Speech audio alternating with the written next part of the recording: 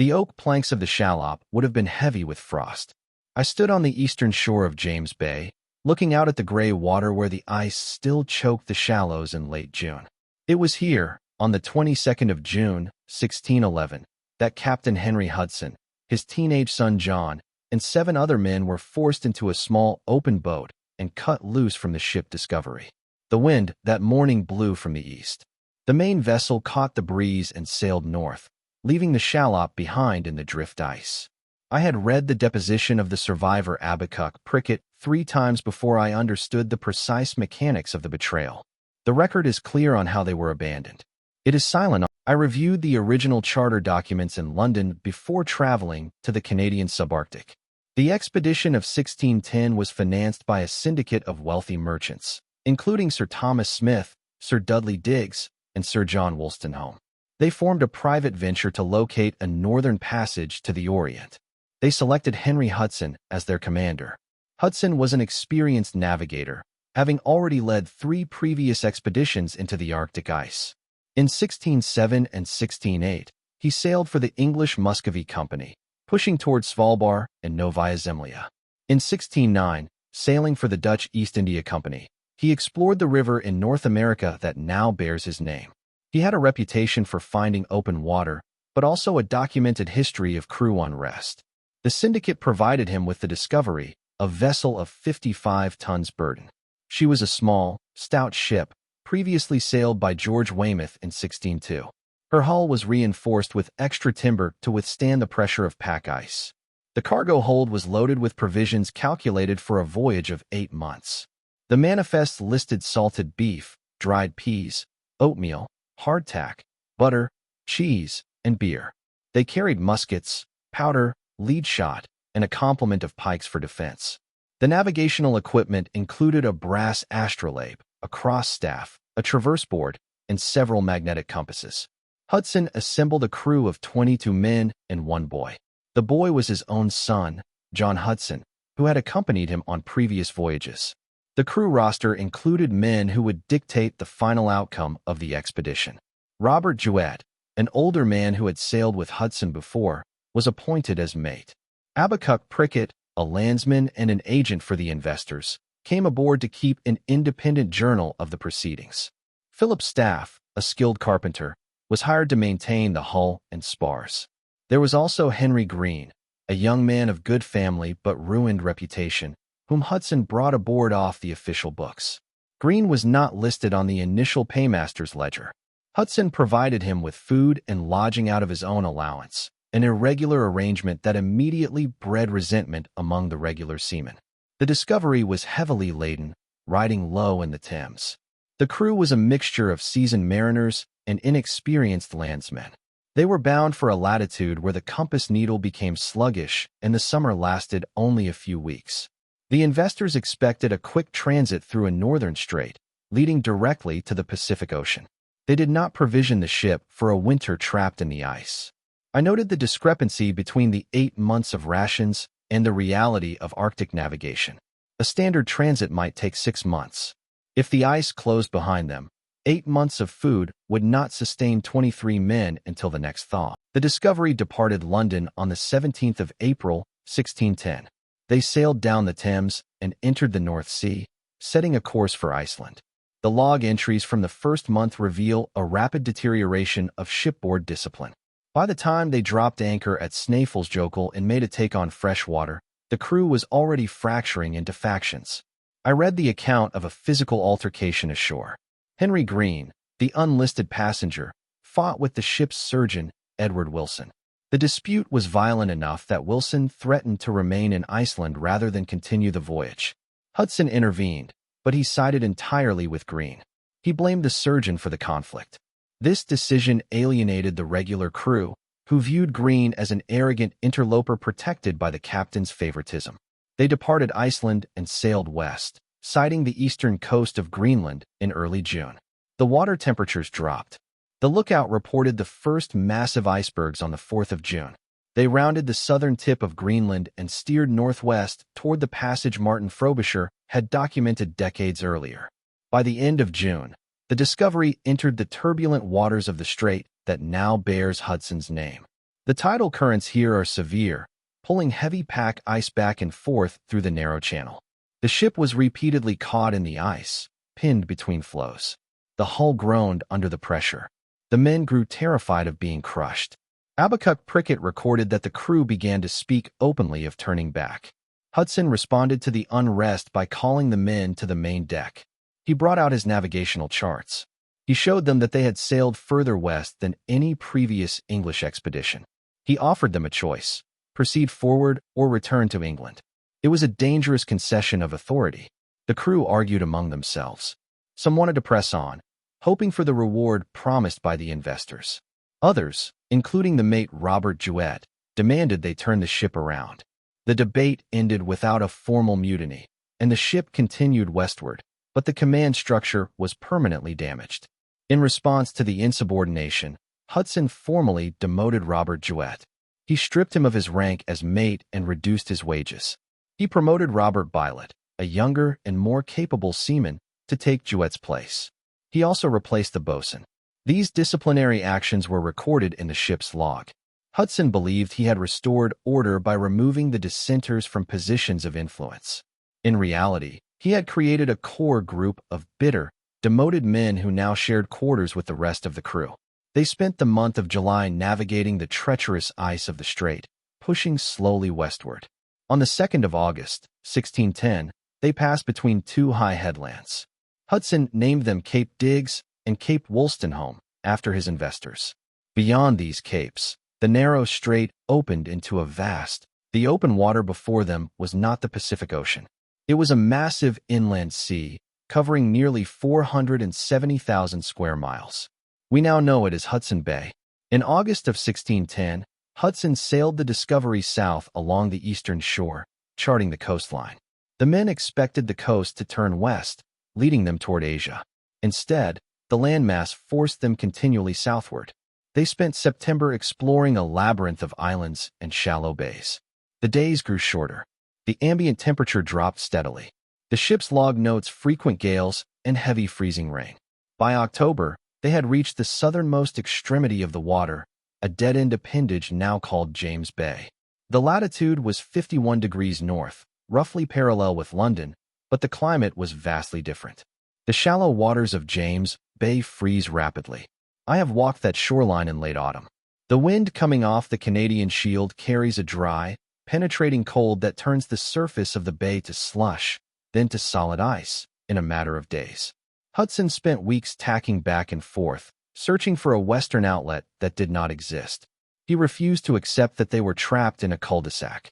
On the 1st of November, 1610, the Discovery was moored in a shallow cove in the southeast corner of James Bay.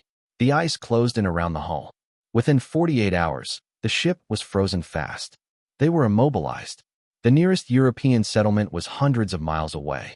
They were entirely dependent on the provisions remaining in the cargo hold. Hudson ordered the crew to build a shelter on the shore, but the ground was already freezing solid. The carpenter, Philip Staff, argued with Hudson over the construction of the shelter. Staff stated that the work should have been done weeks earlier, when the timber was workable and the weather permitted. Hudson threatened to hang the carpenter for his insolence. The men eventually constructed a crude structure, but they spent the majority of the winter confined to the damp, freezing hold of the ship. The inventory of provisions was taken. The 8 months of supplies had been heavily depleted during the outward voyage and the months of exploration. Hudson ordered the daily rations reduced. A reward was offered for any man who could kill a beast, fish, or fowl. In the early weeks of winter, they managed to shoot several dozen ptarmigan, a local grouse. This fresh meat temporarily staved off the worst effects of malnutrition. But as the deep winter set in, the birds migrated south. The snow accumulated in heavy drifts over the deck of the Discovery. The temperature routinely dropped to -30 degrees Fahrenheit. The rigging became stiff as iron. The men huddled below decks, wrapped in whatever wool and canvas they possessed. The ice outside the hull was over 3 feet thick. The winter in James Bay systematically dismantled the crew's physical and mental endurance. By January of 1611, the fresh meat was gone. The men were subsisting on salted beef, dried peas, and hardtack that had become infested with weevils. Scurvy began to appear. The symptoms were recorded in Pricket's journal: swollen and bleeding gums, loose teeth, joint pain, and profound lethargy. The ship's gunner, John Williams, was the first to die. He succumbed to a combination of exposure and malnutrition. His death precipitated a petty dispute that further fractured the command. Williams had owned a gray cloth gown. According to maritime custom, the belongings of a deceased sailor were to be auctioned at the mainmast. Instead, Hudson bypassed the custom and gave the gown directly to Henry Green. A few weeks later, Hudson and Green argued. Hudson abruptly demanded the gown back and gave it to Robert Bylot. Green was furious. The unlisted passenger, who had previously been Hudson's closest ally, now aligned himself with the demoted mate, Robert Juet. Together, they began to quietly cultivate a faction of malcontents. As spring approached, the situation became desperate. The ice showed no signs of breaking. The men were forced to forage in the snow for anything edible. They boiled tree bark. They ate a local lichen they called rockweed. When the snow began to melt in May, they scoured the muddy shoreline for frogs and moss. Hudson's behavior became increasingly erratic. He ordered the remaining provisions to be brought to his cabin. He locked the bread and cheese in his own footlocker. He claimed this was necessary to ration the food equitably, but the crew suspected him of hoarding supplies for his favorites. Prickett recorded an incident where Hudson distributed a meager ration of cheese, and several men consumed their entire week's allowance in a single day. The hunger was absolute. In early June, the ice in the bay finally began to fracture. The Discovery was freed from her winter mooring. Hudson ordered the men to prepare the ship for sailing. He distributed the last of the bread. According to the log, each man received 1 pound of bread to last for an indeterminate period. Hudson did not set a course for England. Instead, he ordered the ship to sail northwest, deeper into the bay, continuing the search for the passage. This decision broke the remaining discipline. The crew had endured a brutal winter, starvation, and disease. They believed that sailing further west was a death sentence. The ship possessed perhaps 2 weeks of minimal rations. The journey back to England would take 3 months. The mathematics of survival were now impossible for 23 men. The conspirators, led by Green and Juet, calculated that if the crew were reduced by half, the remaining men might have enough food to reach the coast of Ireland. The mutiny was not a sudden explosion. On the night of the 21st of June, 1611, Henry Green and Robert Juet entered the cabin of Abicook Prickett. Prickett was bedridden with scurvy. Green informed him that they intended to take control of the ship the following morning. They planned to place the captain, his son, and the sickest members of the crew into the shallop and leave them behind. Green stated that he would rather hang at home than starve in the ice. Prickett wrote that he attempted to dissuade them, pleading with them to delay for 2 days, but the conspirators were resolute. They had sworn an oath on a Bible to execute their plan. I have examined the timeline of the following morning. It was methodical. At daybreak on the 22nd of June, Henry Hudson emerged from his cabin. He was immediately ambushed by 3 men. John Thomas and Bennett Matthews restrained his arms, while a third man, William Wilson, bound his hands behind his back. Hudson demanded to know what they were doing. They replied that he would know when he was in the shallop. The mutineers then moved through the ship, rousing the men they had selected for abandonment. They targeted the sick, the lame, and those who remained loyal to the captain. Hudson's teenage son, John, was pulled from his bunk and forced onto the deck. The shallop, a small, open boat used for coastal surveying, was hauled alongside the Discovery. The mutineers forced Hudson and his son over the rail. They then brought up the sick men. Some were so weak from scurvy they had to be carried. 6 men were forced into the boat with the Hudsons. There was one defection from the mutineers' plan. Philip Staff, the ship's carpenter, was not on the list to be abandoned. The mutineers needed his skills to maintain the ship on the voyage home. Staff, however, refused to remain aboard.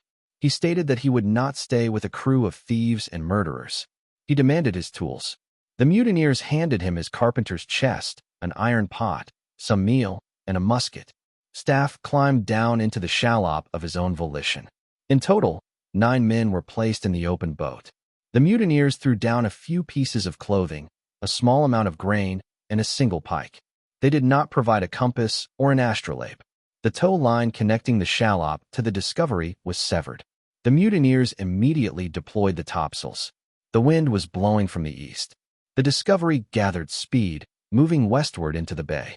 The men in the shallop attempted to row after them, but the heavy open boat could not match the speed of the sailing vessel. Prickett recorded that the ship hove to for a short time to clear ice from the rigging, and the shallop came into view one last time. Then the mutineers raised full sail. The mutineers now had control of the Discovery, but they lacked a competent navigator. Robert Bylot, who had not actively participated in the morning's violence but had acquiesced to it, was forced to take the helm. He reversed course, steering the ship north and east, attempting to retrace their route through the strait. They spent a month battling the pack ice. The rations they had murdered to secure were still grossly insufficient. In late July, they reached the Diggs Islands at the northern edge of the bay. They anchored near the cliffs, hoping to hunt seabirds. Here, they encountered a group of Inuit hunters. Initially, the interaction was peaceful, involving the trade of a knife for some walrus meat. But on the following day, when Henry Green and 5 others went ashore unarmed to gather more supplies, they were ambushed. The historical record does not explain the provocation. The Inuit attacked with spears and arrows. Henry Green was killed on the beach. William Wilson and 2 other primary mutineers were mortally wounded, dying in agony aboard the ship a few days later. The men who had orchestrated the betrayal of Henry Hudson were dead within 6 weeks of the mutiny. The surviving crew, now reduced to 8 men, managed to kill a few hundred seabirds before fleeing the islands. They entered the open Atlantic in August. The voyage across the ocean was a slow descent into starvation. They rationed the salted bird meat to half a fowl per man per day. When the meat was gone, they crushed the bones and fried them in candle wax. The men grew too weak to stand at the helm. They steered the ship while sitting on the deck. Robert Jewett, the former mate who had helped engineer the mutiny, died of starvation just days before they sighted land. On the 6th of September, 1611, the Discovery drifted into Bantry Bay on the southwest coast of Ireland. The local fishermen who boarded the vessel found a crew of living skeletons. Only Abacuck Prickett, Robert Bylot, and a few others had survived. They were transported back to London, where they were immediately interrogated by the authorities. Prickett produced his journal, which became the primary historical account of the expedition. His narrative was carefully constructed to minimize his own culpability and place the entirety of the blame on the dead men, Green and Jewett. He claimed he had been a helpless, bedridden observer. The investors were less concerned with the mutiny than with the navigational data Bylot had preserved. The charts proved that a massive Western Sea existed. The authorities chose to accept Prickett's version of events. The survivors were not immediately imprisoned. Instead, they were retained as consultants for future expeditions, their crimes temporarily overlooked in the pursuit of the Northwest Passage. The deposition of Abacuck Prickett remains the only detailed record of the voyage, a document written by a man desperate to avoid the gallows. I have read his justifications, noting the precise ways he distanced himself from the violence. He survived by making himself useful to the syndicate of investors refused to abandon the prospect of a passage to the Orient. In the spring of 1612, less than a year after the survivors returned, a new expedition was launched. Sir Thomas Button was given command of 2 ships, the Resolution and the Discovery, the very vessel that had returned without its captain. Button was instructed to navigate through the strait, cross the Great Bay, and find the passage to the Pacific. He was also given explicit secondary orders to search for Henry Hudson and the 8 men cast adrift. Button reached the western shore of Hudson Bay and wintered at the mouth of the Nelson River. He systematically searched the coastlines and the islands. He found no trace of the shallop. He found no winter camps, no stone cairns, and no human remains. The 9 men had vanished entirely into the geography of the bay. In 1618, 7 years after the mutiny, the British Admiralty finally brought 4 of the survivors, including Abacuck Prickett, to trial for the murder of Henry Hudson. The proceedings were a legal formality. The primary instigators were long dead. The court found the defendants not guilty, accepting their defense that they had acted out of absolute necessity to prevent the starvation of the entire crew. The maritime law of the era struggled to address crimes committed in the extreme isolation of the Arctic. The legal record was closed, But the physical reality of the abandonment remains stark. 9 men were left in a small, open boat in a bay choked with drift ice. They possessed a musket, an iron pot, a small amount of meal, and the clothes on their backs. They had no shelter and no means of navigating the hundreds of miles of hostile coastline. Some historians have suggested they might have rowed south, attempting to find a warmer climate or a river leading inland. Others propose they were crushed by the shifting ice before they ever reached the shore.